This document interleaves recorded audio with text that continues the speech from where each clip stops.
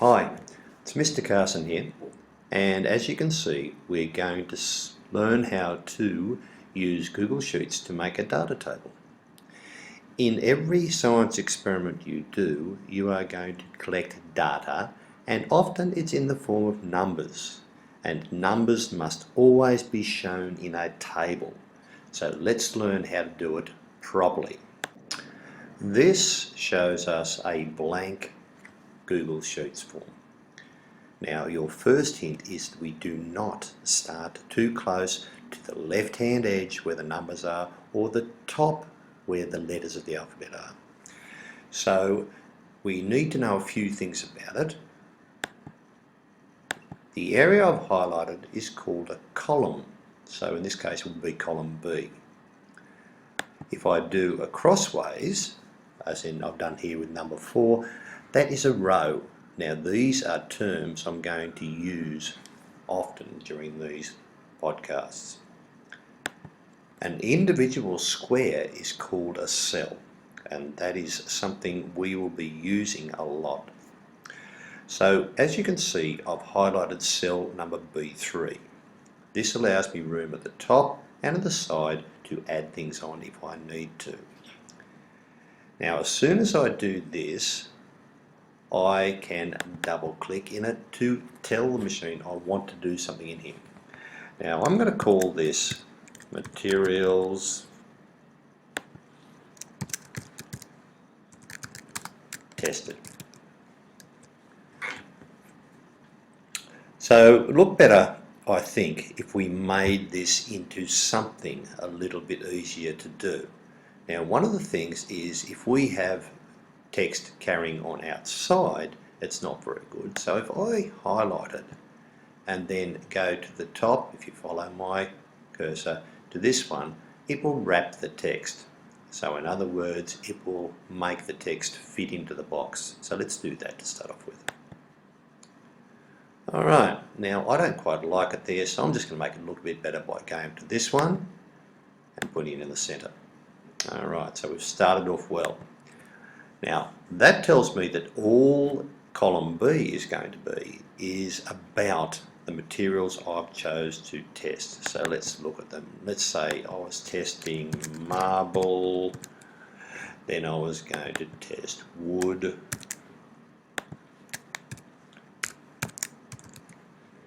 and I just type in the other names. Now we actually did this experiment, so that's fine. So we should be able to remember what's going on. And of course our last one was concrete. So now I've got my first column set up.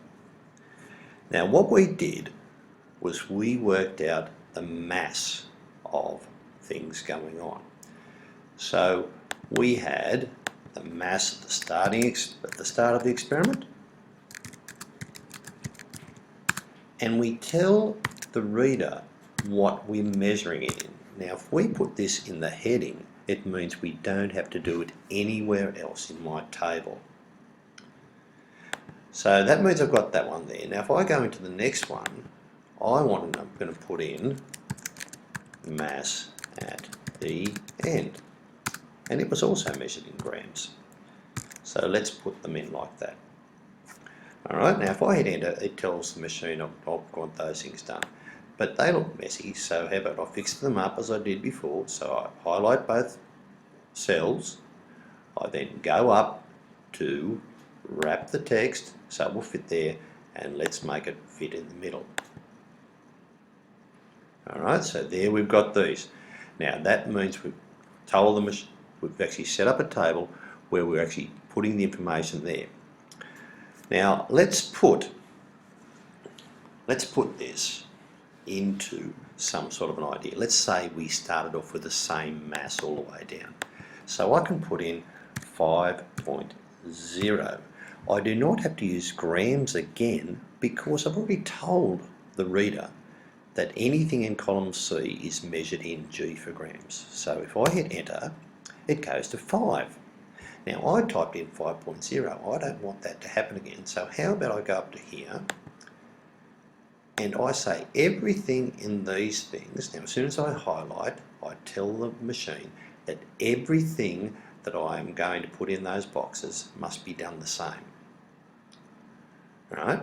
So I'm going to hit this button here, and I'm going to increase to 1 decimal place, which is nice. So now all of those in that coloured area will be in 1 decimal place. Now I'm going to say we started off with exactly the same all the way through. Now look what happens. When I just want to grab that cell, I have the hand. But when I come across right on the corner, it becomes like a little crosshairs. Now if I press down and hold down and then go down to the bottom, to those 4, and then let go, it puts the same value. It's like an easy copy value. Right, now I think they should be in the middle. So if I go up here and put them in the middle like that, there we have this. Notice there is no G anywhere.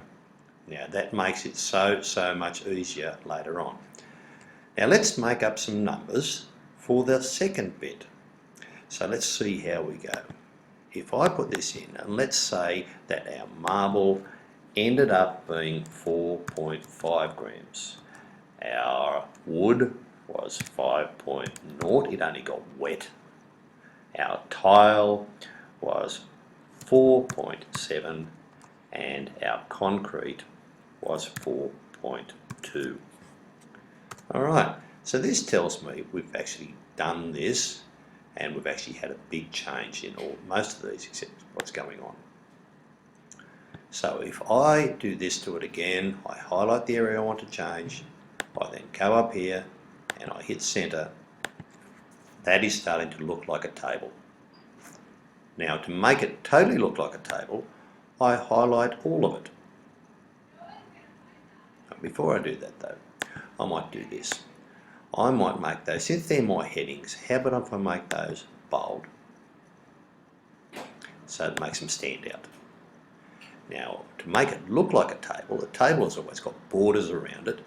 I then go up to this one, the borders box, and I click it once and I say I want to put all borders in there. Now as soon as I click that, it will put borders in there and do it for me. Now I'm just going to make that a little bit bigger because 10's a little bit small to do that. So since I've got everything, since I've got the whole lot still highlighted, it means I'm telling the machine I want to do everything in that's highlighted, change it all. I'm now going to make it up to size 12. Let's see what happens. There we go. It does all of it all together for me. And there is a table. Now that is how I would like you to set up a table from now on.